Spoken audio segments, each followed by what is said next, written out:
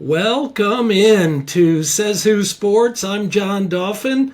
As always, you can find each episode of Says Who Sports on Apple, Spotify, wherever you get your podcasts. You can watch it at the Says Who Sports YouTube channel. Please like and subscribe to Says Who Sports. No cost to you, of course. Leave a 5-star review. Helps to spread awareness of the show. Joining me now is a 10-year official in the NFL. Only 120 of them in the world with that job. Worked Super Bowl 55, Tom Brady and the Buccaneers versus the Chiefs in 21. Prior to the NFL, spent several years as an official in major college football, has blazed an influential trail in her career as an official in big-time sports, a native of Pascagoula, Mississippi on the Gulf Coast, same as a guy named Jimmy Buffett, I believe, winner of the National Association of Sports Officials 2024 Inspire Award, a down judge in the NFL, number 53, Sarah Thomas. Sarah, thanks for being here. John, it's going to be a lot of fun, and thanks for having me. Absolutely, Sarah. I've looked forward to having you as a guest, and of course the NFL in recent weeks wanted to keep that focus, as understand, on the Super Bowl. Totally get it. Speaking of, Sarah, and we'll get to the one you worked, Super Bowl was a couple of weeks ago. Eagles dominated the Chiefs, a blowout. I think very few saw that coming. Maybe an Eagles win, but certainly not a blowout. You worked games involving each of those teams during the season. In fact, Sarah, you had the Eagles twice, right, in Philly late in the season, including Packers-Eagles playoff game, wild card weekend. What did you think about what you saw in that Super Bowl? It was a different perspective for me. I was in the nosebleeds, but at least I was in the building, and I thought the crew did a great job.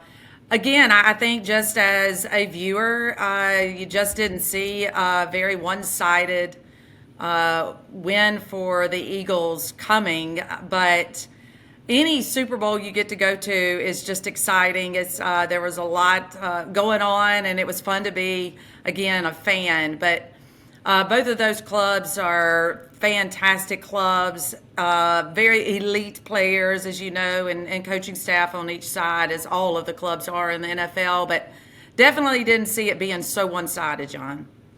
From an officiating perspective, Sarah, what would have been your notes, let's say, on Eagles Chiefs going into that game? Can you share for us how that works in terms of your preparation for a week and your notes based on each team? And you did a Super Bowl, and we'll talk about that. But is it based on each team's tendencies during the season? What information do you take into a game or into that Super Bowl?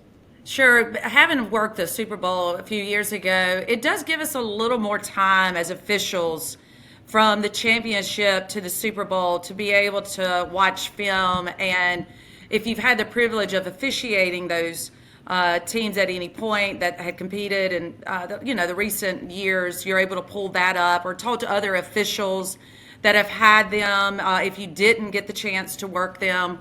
But we attack it just like I would say that the players and the coaches do. We do a lot of film study. Both of those clubs at that point, when they get to the Super Bowl, they're really clean. I mean, I think you know that in any scheme of sports, if they're to the top or they're at the World Series or they're at the NBA Finals, or if it's just your high school championship, those teams have probably gone throughout the season not making as many mistakes, and that's kind of what has separated them. So Super Bowls are pretty clean when it comes to that.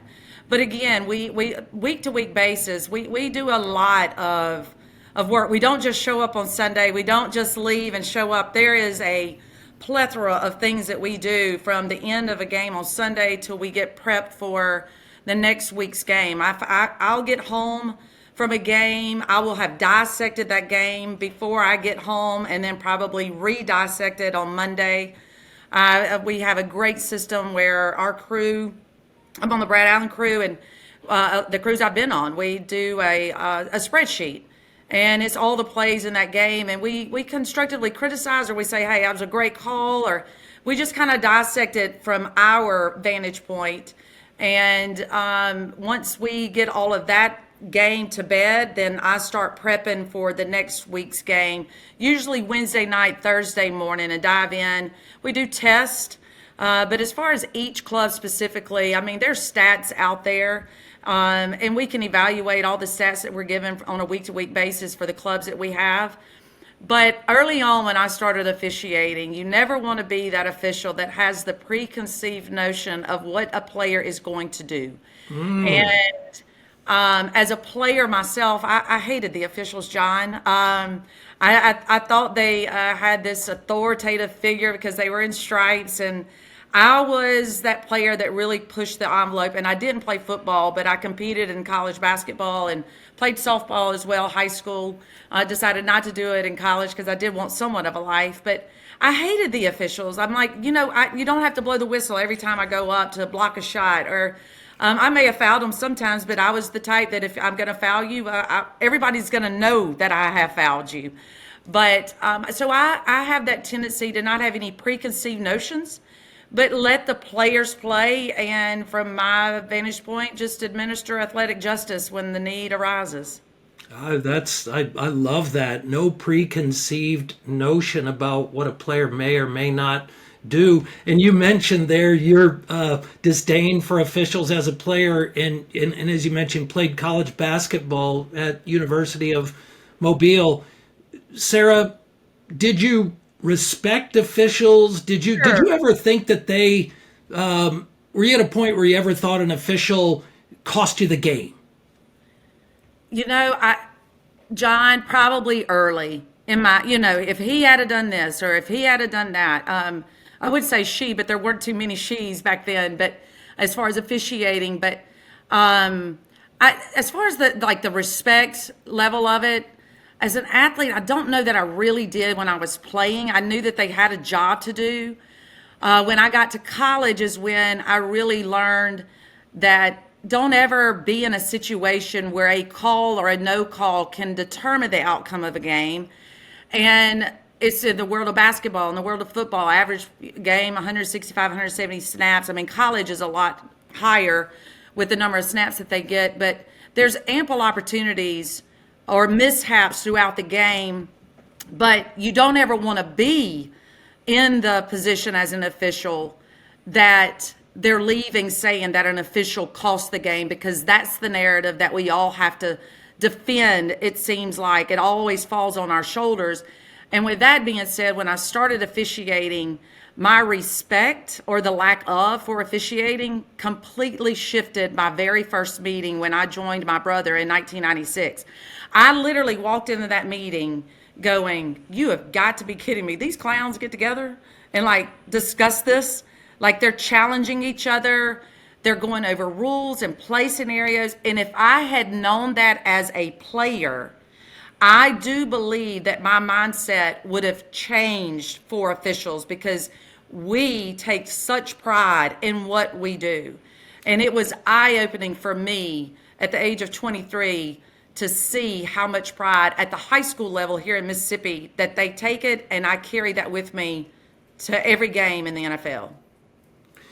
Yeah, that's interesting, Sarah. So you got an up-close look, and you go to your first officials meeting. You had, and to explain, you played college basketball, as mentioned, at University of Mobile, and so mid-'90s. And then after college, you played in a men's hoops league for a few years and were kicked out or voted out. Is that correct? What happened? Yeah, I think it may be a little bit of both, John, because I never did things to bust up a good old boys club. I was a tomboy, and I have an older brother and a younger brother, and my dad just instilled in me to never to depend on a man for anything. And I mean, he cringes when I say that, but it was more or less of how I'm even raising my daughter. And when I meet young women, I want them just to be able to change the oil in their car or rotate their tires or know how to pump gas. I mean, he just raised me with that mindset. But I didn't do this to bust up the good old boys club. I was just playing in a church league with my brothers like I had been for 3 years at that one church league. And that year, there was a set of twins that they were just dirty. And I've played with a bunch of players, but they were just dirty to where my brothers were wanting to take up for me. And I was like, no, just keep giving me the ball. I'll shoot over them. I'll post them up, whatever. And then we won that church championship. And the next night or the night after, a couple of nights, I was at a volleyball game at that same gym, and a guy came up to me, but I can't remember who the guy is that came up to me. And he said, Sarah, he said, I'm really sorry about what happened last night. And I looked at him. I go, what are you talking about? And he said, you really don't know? And I said, no. He said, they kicked you out of the men's basketball league. And I said, for what?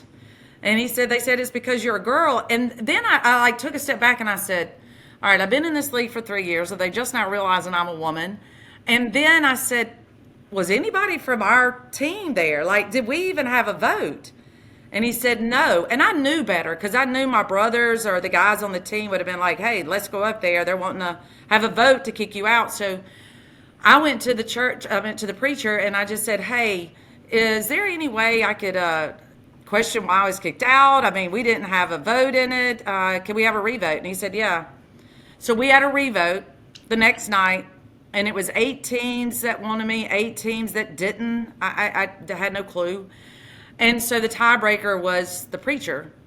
And he didn't really make the decision. This is where I say it kind of gets kind of fuzzy. I was initially voted out, but after I make this comment, I probably got kicked out. But he asked one of the twins, why don't you want her in the league? And they said, we just feel like she gets the calls because she's a girl, and when she posts us up, it feels funny. And I mean, my head spun around about 3 times. And I just looked at him, and I knew after I said this, I was probably going to be toast. But I said, as fast-paced of a game as basketball is, if you get some type of sexual sensation out of it, you don't need to be playing the sport either. Crazy. So you can imagine, I said sexual sensation in the Baptist gymnasium, I was toast. So voted out, kicked out, you can pick your poison. But regardless, that door shut. I called my dad that night. I'm just crying mad. You got to be kidding me. That door closed, and a couple of months later, I'm on the phone with my older brother, Lee, and, hey, what are you doing tonight? I'm going to a football officials meeting. Can girls do that? I guess so, sis. Be there at 6. And that's how this all started. Wow. So making your mark early on in the church league and going out in style and not of your own making. Unbelievable, Sarah. So as you say, you go to this meeting, you're done playing hoops, you go to the meeting, you're obviously curious, and you go to the meeting.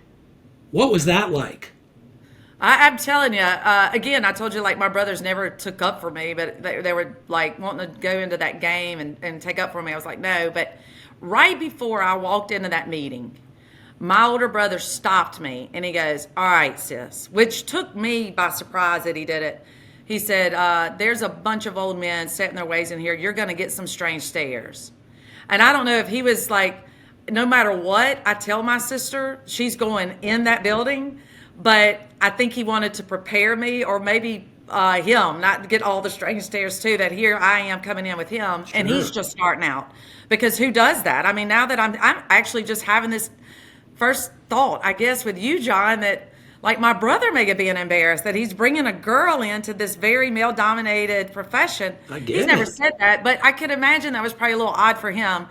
But when I walked in that meeting room, George Nash, he's still living, he's 84, still a mentor of mine today. But he's standing there talking to another official. He stops talking to him. Of course, I didn't know who anyone was. And George looks at me, stares me down. So to break the ice, I just said, hey, is this where you become a football referee? I'm sure that's what I said. And he said, blankety blank, I guess so. But I sat there, and like I said, I was just thinking, you got to be kidding me. But I also was like, I don't have a clue what I've just walked into. I mean, But we were raised, once you show your face, you don't quit. But I literally didn't have a clue about the game of football. And I'm certain there's probably still people out there who think I don't have a clue about the game of football. But I didn't know that I was on 11 on 11. I didn't know that the numbers meant something on the jerseys. I didn't know that 7 had to be on the line of scrimmage. All your basic, ground, the foundation of the game. I had no clue. Wow. Wow. Yeah, So that's huge learning curve. fascinating. So you come from nothing in terms of knowledge, not even the basic understanding of numbers, 11 and 11, and fascinating, Sarah. What an arc of learning. So I can sympathize with fans that have never officiated or played the sport, but for some reason they're experts in officiating, because I was too in the stands watching my brother play high school football, and I thought I knew what holding was. I'm the one that's sitting there yelling and chewing out the officials that are out there. But again, a huge learning curve, and I really had to start just with the basic fundamentals. You grew up in a sports family. You mentioned your brother there. In fact, your aunt, Jill Upton, was coach of the 1973 U.S. women's national basketball team that competed in the World University Games in Moscow. And a young player on that team blew me away. Pat Summitt was on that team. The legend, the Vols, Pat Summitt. Talk about your Aunt Jill, Sarah, in terms of the strong influence she had on you growing up, helping you understand what was possible for yourself and not putting limits on yourself. Yeah, John, every time that I hear my Aunt Jill be introduced, and by the way, gosh, thank you for bringing her up, and I didn't have to. It's just, she's phenomenal, and that's her. I love Pat Summitt. She always calls her Pat Head. That was her maiden name. Wow. So I was a huge Pat Summitt fan. Distant cousin of mine, Sue Gunner, that coached at LSU. And so I was a Tiger, following them. And so, UConn, phenomenal organization, but I just couldn't stand UConn because of Pat Summitt and the rivalry between her and Gino. Wow. And of what course, a thing they built. What a thing. And Pat Head Summitt is, if we're going to do that proverbial, Mount Rushmore, yes, college basketball, and I'm saying men's and Men and ladies, women. but she's, That's right. woo. She's phenomenal. So I love the passion, especially now, around women's college basketball. Kim Mulkey, Dawn Staley. Regardless if you like them, don't like them, the just energy around college basketball. Caitlin Clark, Angel Reese, all of that. But to get back to the one, my idol, if you will, my Aunt Jill Upton, she was way ahead of her time. And her being the head coach at the U.S. World Games, the World Games, and coach the U.S. World team. If it weren't for her, I don't know where I would be in this world of officiating, because in 5th grade, my Aunt Jill was coaching at Dallas Baptist University, I believe at the time. And she said to me, are you going to try out for basketball? I said, Aunt Jill, they don't have a girls team. Without hesitation, in the mid-'80s, she said, go out for the boys team. I did. So my first and only experience with being the only girl was when I was in 5th grade. I made the Pascagoula City League, and I was the first and only girl for the Arlington Sun Devils. And Coach Walton, if you're listening, a shout out to you. Your birthday was just recently. And he was the coach, my first head coach that didn't turn me away. And so if it hadn't been for Aunt Jill, where would I be? And by the way, a plug-in for them, ESPN is doing a docu-series, if not for them, about the women that played back. It's phenomenal, John. Love it. Is that an upcoming 30 for 30? Yes, it is. It's I don't know this is a 30 for 30, but it is going to, I can't believe what is Brenda Van, I can't think of her last name right now, and sorry, Brenda, but seriously, it's going to be, but I got to see my Aunt Jill. She turns 85 on Friday. I got to see her be interviewed and things I didn't know. But now it's like the dots have all been connected because she said they were that team that intimidated the other team out of about 20 points by just walking in the gym. They had the leather on. They weren't all pretty, or yeah, they were pretty, but they were there to do a job.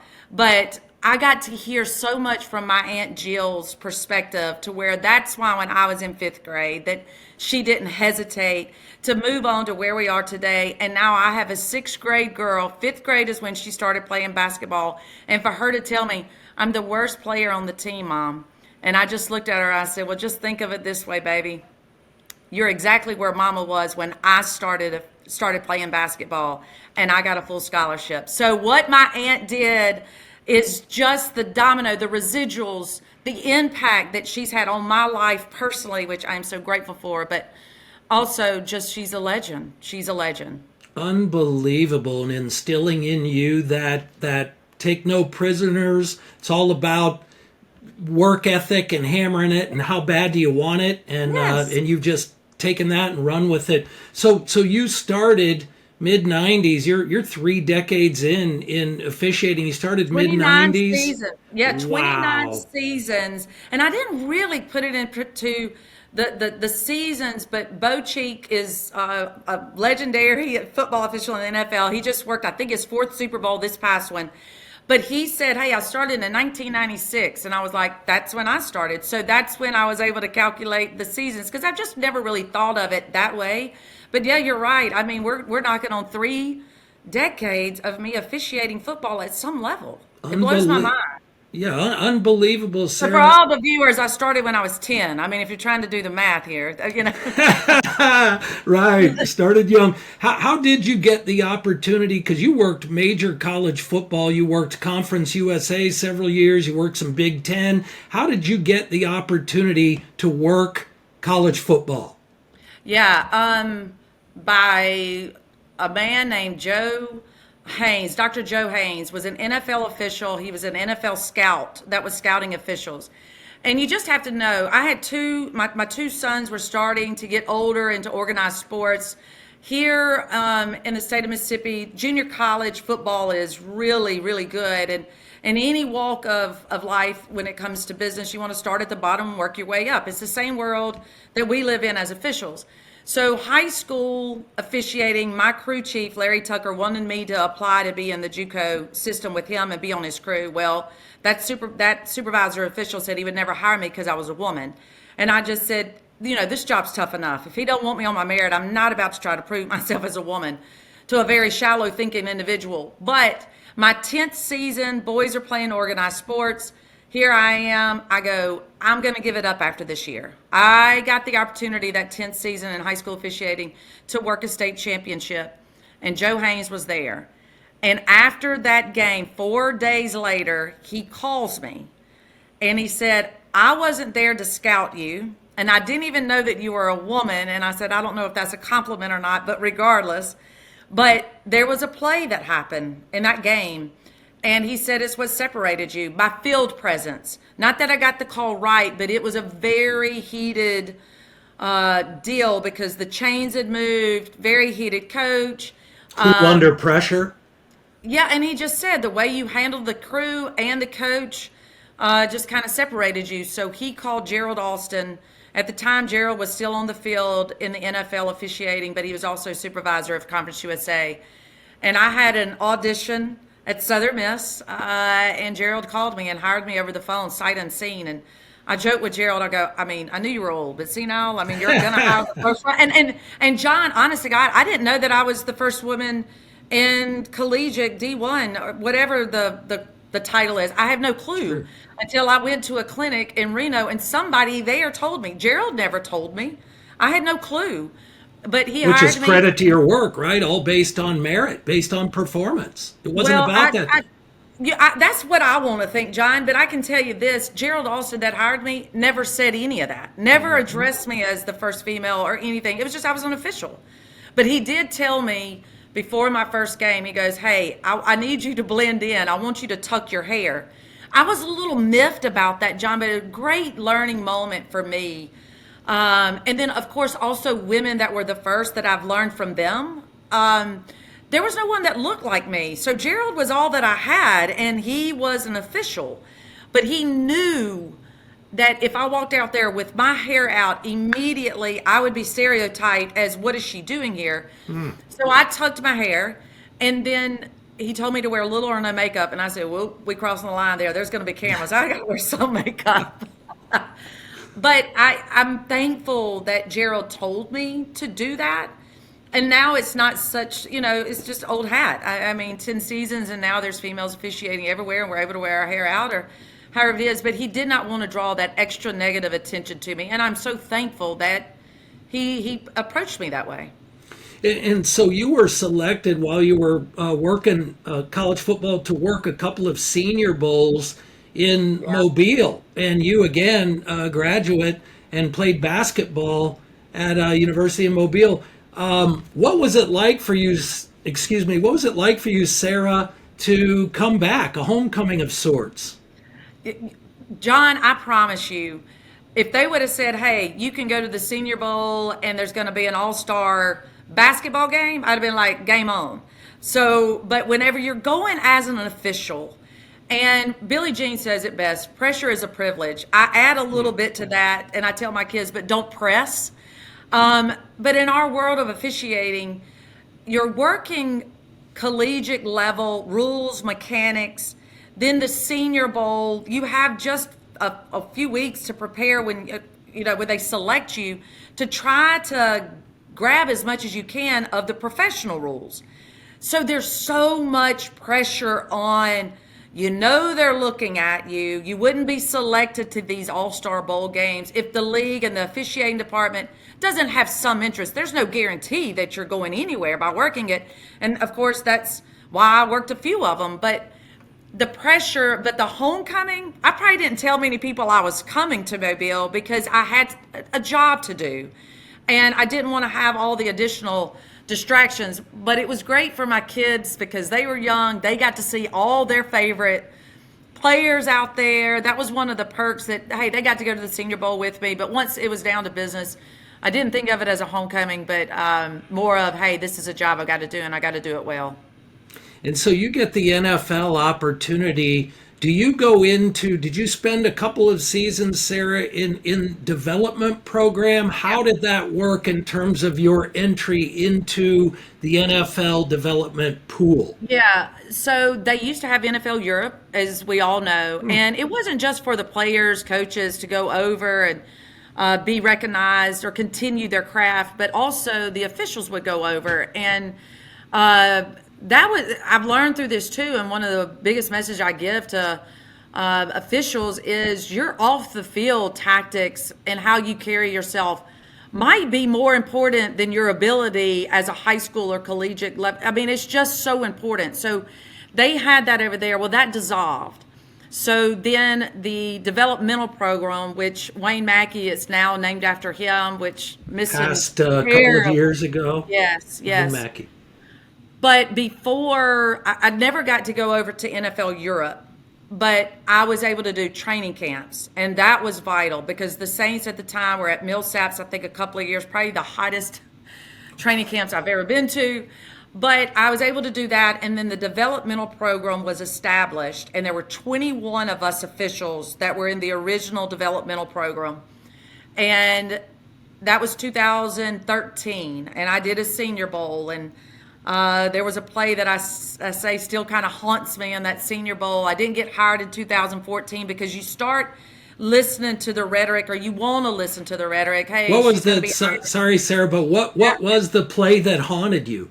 Yeah, there was some supervisors that were probably a little hesitant that didn't think I belonged in the league, and they may still think I don't belong in the league. I don't know, but that was years and years ago. But Conference USA mid-level is what they consider, but there's phenomenal athletes in Conference USA. Oh, big time. And at the time, I think the majority of the NFL officials were under Gerald Alston's regime. Like, they had come through Conference USA. So it was your platform to be trained properly if you were going to be going into the NFL. But SEC players, Power 5 players, are probably, make up the majority of the NFL, and there was a defensive end, number 55, that was a former SEC player, and he jumps into the neutral zone, probably one of the very first plays from scrimmage, and I don't pop him with a DOF. It gets worse for me. He sacks the quarterback. So after that game, I'm asked about that play, and I just said I missed it. I just missed it. I mean, what can you say? I mean, Sure. I'm kicking myself. But you have to flush it as an official. You cannot sit there and harp on it the entire game, or you're going to be out of your element. But a couple of months after that, they announced the new hires. I wasn't in that class, and I'm on my way to Kansas City to officiate a mini camp, rookie camp. And supervisor in the car said number 55 would forever be my number. And so I knew that play was probably haunting me and would haunt me. But I went up to 55 because he was there. And I said, do you remember that play? And he said, yeah. I said, well, it kept me from getting into the NFL. And it was probably not just that play, but for a good story, right? Sure, I told sure. him that. And he said, well, it really helped me to get into the NFL, so I'm glad you didn't call me offside, which there's always a silver lining. But, it's crazy, John. 55 will forever be my number. I was fortunate to work Super Bowl 55, so, yeah, it's a very near and dear number to me. I'm just glad that the script kind of changed as far as being a negative. But Senior Bowls and training camps, and when we got into the developmental program, we were able to attend the clinics. I was able to do a preseason game. In August of 2013, 2014 maybe, 2014, yeah, I did a Saints camp. A Saints game, preseason game. So that was the privilege of it. And so they really take notice in what you're doing on the field, but also off the field. And then I was hired on April the 8th, 2015. In 2015, first full season in the NFL. And here you are, just finished, your first decade as a full-time NFL official. And down judge, right, is your formerly known as head linesman back in the day. In terms of the positions on the crew, Sarah, why down judge for you? How'd that Yeah, come all right. to you? So I was a line judge. So line is scrimmage, of course. Line judge, head linesman is how it was forever. Line judge in the league, I think Gary Slaughter, love him. He's one of our supervisors, coach, phenomenal official in the NFL. I think it was his decision. Byron Boston, legendary. He's now a coach of ours too. Just think the world of both of those guys. But the down judge has the chains. And so I think Gary knows my personality. Line judge just seemed like to stay completely locked in. You have to as an official. But during timeouts, and here I am like on an island by myself, because I would go and talk with some of the other officials at first, second year, they would, start to take me in. But I think he just knew if I was doing the chains, the responsibilities are the same as far as line judge and down judge now. But being involved with the chains, I'm able to turn around and have that responsibility. I think it was like the ADD factor, if you will, like give her more authority, or not authority, responsibility, and talk with the guys and be involved that way to where it's just, and I think that really helped me. I think it was my third season, maybe my fourth season, when they flipped me to down judge. And I'm grateful for it because it's just, I'm constantly going. And that's how I am from, I guess, birth. Like my dad said when I was growing up, people would call the house and, is Sarah home? And he'd go, who are you kidding? All she does is eat and sleep here. That is who I am. So I just think that they thought there would be more responsibility for me to keep me involved, to not have a time to where I could just ponder or think about things that may have just happened. Sure, stay locked in. Yeah. How's your eyesight? Right? I mean, how Yeah. do they work that? Are you taking an annual test? Yeah, oh yeah, we have our annual physical. I mean, I am 52 almost, and I guess shy of 6 months, but 51 and a half, if you will. But you can tell, I mean, I've got to use the readers, the cheaters. Me too. But yeah, but I mean, I definitely don't want my eyesight to go. I mean, that's the running joke, right, of the blind mice. But no, we have physicals from our heart. We do stress test all the way to our eyes. So, but yeah, they check them. Yeah, and speaking of that line of scrimmage, you're near side, you're right there.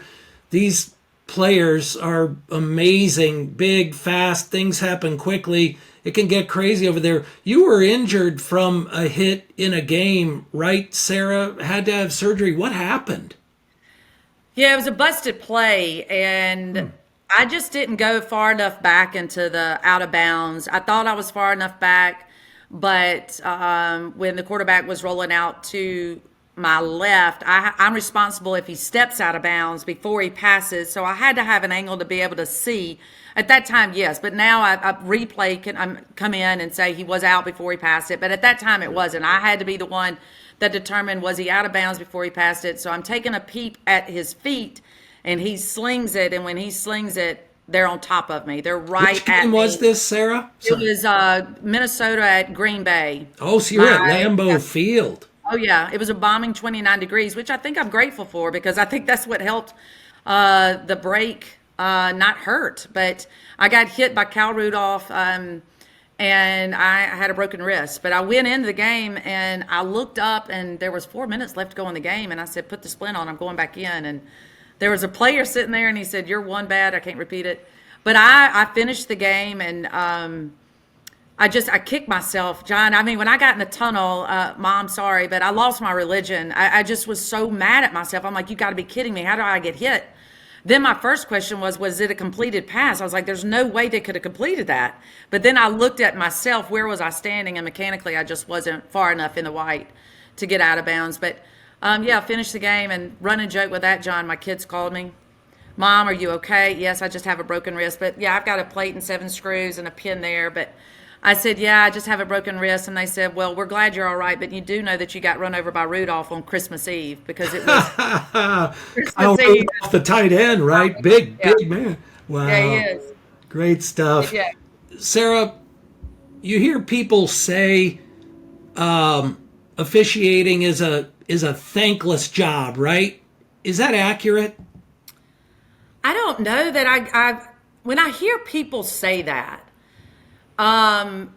look, my son Brady is playing over at Jacksonville State University, and Jeff Blauser's son is the third baseman there. Yeah, so Jeff and I were talking this past weekend and talking about the thankless job. And I don't think any of us get into that world wanting to be thanked. I never have had that mindset, but I do see, like, from a fan's or a player's perspective, and hearing Jeff say that, but then also him talking about the relationships that he has with the umpires. He said, it's like you go and you battle and you battle and you battle, but then after it's all said and done, you may go and have a pop with them or whatever, or you're all delayed in the same airport, or you're in the same hotel. But I just don't think of it as a thankless job. I'm not looking for the pats on the back from anyone. I want the players and the coaches to be able to do their job. I don't want to go in and jeopardize anything. And even when a coach gets heated with me, I mean, I get it. I mean, I wouldn't want somebody coming into my job and dictating my success or my failure at times. I just don't. I mean, and I don't think that we carry the weight of that, but the ones that I want the backing of are the ones I'm getting it from. Roger Goodell, the Shield, Troy Vincent, Ramon George, the crew that I work with every week. Those are the ones that I want to make sure that we're all on the same page. But I don't want to thank you. I just want us all to do a great job. You've said, and that's kind of been your MO your whole life. You anything you've pursued, playing sports, officiating, etc. You've pursued it because you loved it, or you wouldn't do it. And so, what do you love? What do you love about officiating in the NFL? Gosh, I mean, they're the best athletes in the world to me. The relationships that I've been able to build, and but I have that mindset, John, that when I first walked onto the field in Hurley, Mississippi for Pee Wee Jamboree, those kids play like it's their Super Bowl. They do. And now that I've officiated a Super Bowl, I've been in the NFL for 10 seasons, a decade. I literally take it with that same mindset that I am out there to manage a position, and these guys, every snap is like a Super Bowl. It could determine a failure or success. I mean, I just take such pride in being at this level.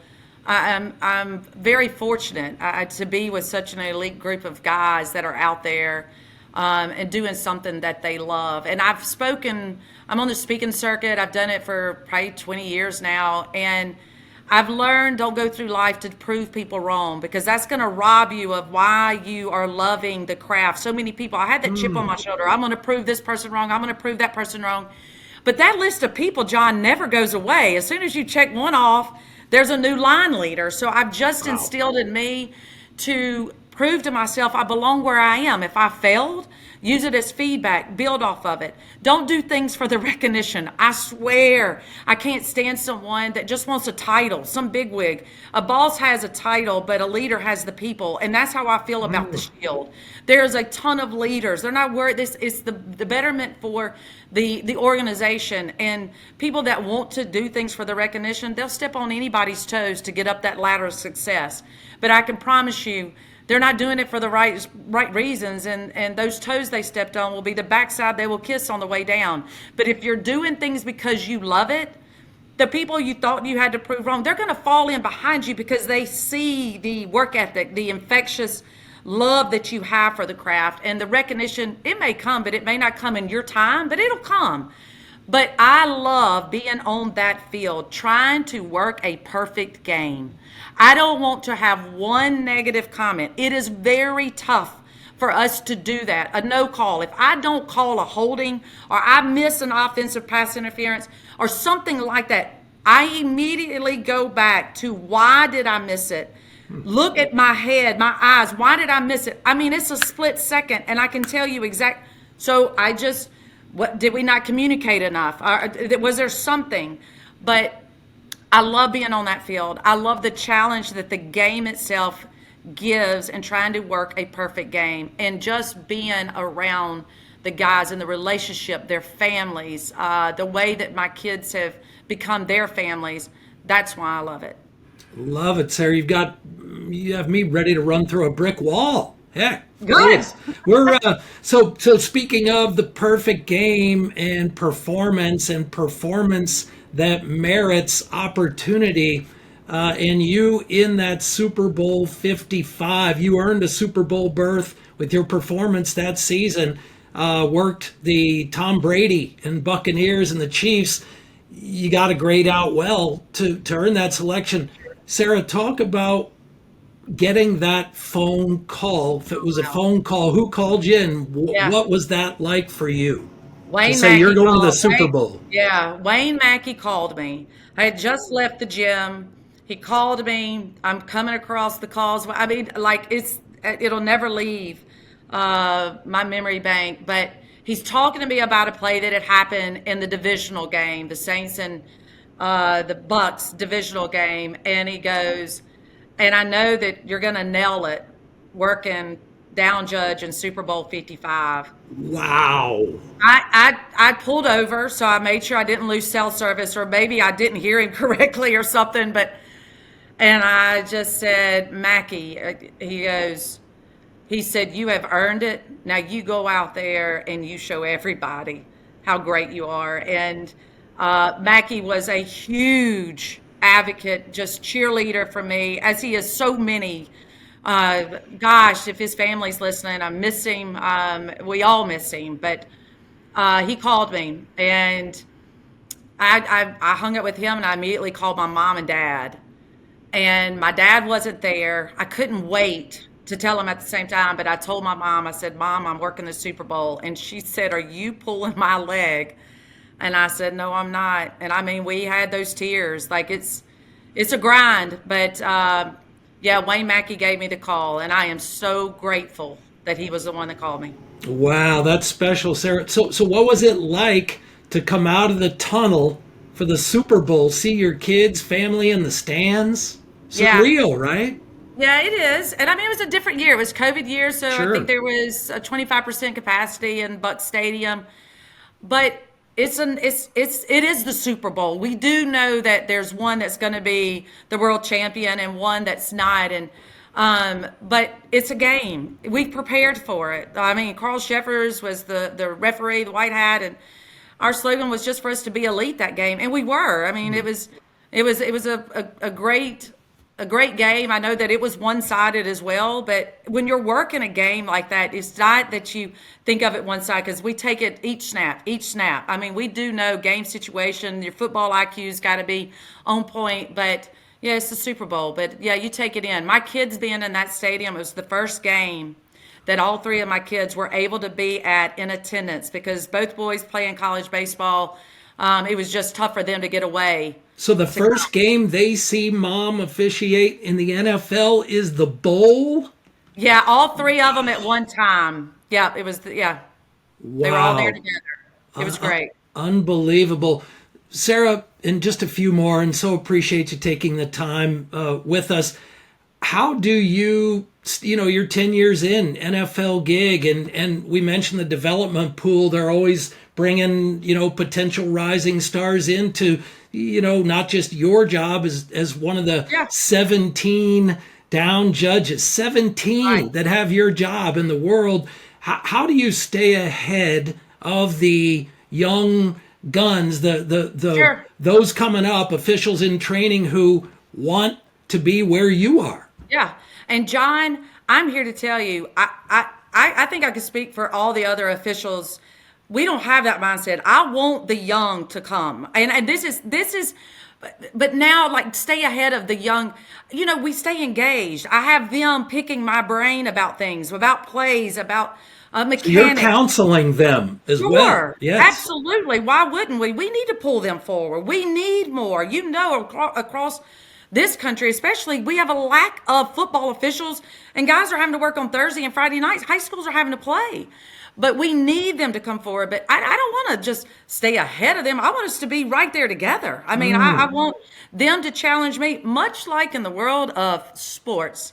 If a freshman is better than a senior, put him in the game, because that senior doesn't have the drive or thinks he's going to be given the position because he's kind of been there. But if you will love what you're doing, your work ethic will never change. You will want that freshman to push you harder. And if you don't push them, it's time if I don't love it, it's time for me to go anyway. Right? So I love them coming. I want them to come. We need them. Come on, bring them in. And you're this making year, each other better. They're pushing you to keep you getting better. Yeah, and right? Ramon George, and they made the decision this year, and I absolutely love it. There used to be this rule that 5 years you had to be in the NFL for 5 years before you became eligible to work the Super Bowl. I can tell you, your rookie year, no. Your second year, we'll see. But that third year, I'm just telling you, that second, third year, I mean, if you're good, go. Put the best on the field is what I say. So bring in the young ones. I love it. I just love it. Bring them on, because it helps me. I love their passion for it. And the one thing too, John, I don't ever want a younger official, and I'm just talking about tenure, not age. I don't ever want them to feel intimidated to ask questions that a young official sometimes is afraid to ask a veteran, because they're afraid they're going to go, well, what are they doing here? They don't even know the game. I can tell you, I've been around long enough that I hear veteran officials when we're taking tests, and they'll say, I've never even seen this happen before. It is a constant for us to work this game, know the rules, and I just love that the younger generation is on board, or we can pull them forward, and they're never afraid to ask questions. Great stuff. True camaraderie and working together. That's the essence of competition and team, for sure. Sarah, and you mentioned tests, off season, whatever this period is for you officials between now, or you worked your wild card weekend in January, between then and, as you mentioned, training camps opening, what is involved? How plugged in do you stay? Are you doing clinics? How does that Yeah. work with the Oh, yeah. NFL? I mean, I was just on the phone last night with two officials. We're just talking about the clinics that are coming up. Tom Beard, there's a clinic there in El Paso. El Paso is much later. Brad Freeman, Chad Hill, they have one over at Auburn. But we tried to, there's several. There's going to be one in Florida this year. I believe that the NFL is backing the officiating department and finding former athletes, female, male athletes that we're going to go and take a look at. The mentality of a former athlete is it's just vital. It just is. But yeah, we'll start our tests March 1st. We'll generate tests amongst ourselves. So, we have maybe a couple of weeks where we just kind of take a little bit of a breather, but it's our life. This isn't you just wake up and, hey, okay, it's August, I'm going to training camp. This is our life. I'm so thankful that we have the USFL that's going to be starting up. I believe it's the USFL. They may have changed the name. I'm not sure. But to be able to watch them, you've got there's a bowl. The HBCU Bowl is in New Orleans this weekend. Going to be watching it. We stay locked in, John. You just have to. It's And always rules changes too, right? yeah, Always. yeah, and I don't really listen. I know the competition committee is going to be meeting very soon. They'll go over things that may need to be tweaked, changed, added, edited. But I don't listen to anything on social media. When I get the memo from the league, that's when I really kind of say, all right, this is going to be a change, and I start thinking about it that way. Gotcha. And Sarah, lastly, you've said in life, each of us will dictate the way we're treated, meaning none of us is helpless or victims or at the mercy of how others may treat us. We have a choice in that. Share your thoughts about that self-ownership and accountability. Yeah. John, I really don't know any other way. We all are guilty of wanting to point a finger or blame something on someone else, but they're few and far between. I think it all reflects back to the person in the mirror. When you look at yourself, just ask yourself, and that's just how I was raised. I mean, my parents never allowed me to have an excuse. I'm so grateful for their parenting. At the time, I didn't. But it's molded me into who I am. But I'm trying to instill it into my own. I mean, if something happens, just like if my sons or my daughter, if they're not getting to start a game, or I just go, when you get in the game, do whatever you do to where they can't find a reason to not put you in the next one. So it's all about the accountability, looking in the mirror, dissecting things, find your mentors that you trust, that are going to be honest with you, that don't use delicate gloves with you, that are not afraid, because if someone truly loves you and respects you on that level, they're going to tell you what you need to hear, not what you want to hear. But that's where it starts. It starts with you, John. And strong faith, right, Sarah? That's always been a guiding force, perhaps in your life, is God and that faith. Absolutely. There's no way I would be here. I can't, John, this is the thing. I can't write this story any better. Like, how does that happen Christmas Eve and it's Kyle Rudolph? For me to remember that. Certain other things that have just this has been written, and I believe that. I'm just buying time, but I want to be able to do it by His grace. And I'm a very blemished, imperfect person, but I do serve a perfect God. That's right. Amen, Sarah. Wow, great stuff. Again, so appreciate the time you've taken. There she is, Sarah Thomas, just finished her 10th season as a full-time NFL official. Down judge number 53, right there on the line of scrimmage. One of Pascagoula, Mississippi's finest. We'll say Jackson. She's been in Jackson for a better part of 20 years. And thanks again, Sarah, for taking the time. Appreciate you. And we look forward to seeing you when camps open. And we know that time will go by like a blink. It will. It will. John, it's been a pleasure. Truly, thanks for having me on. And let's stay in touch.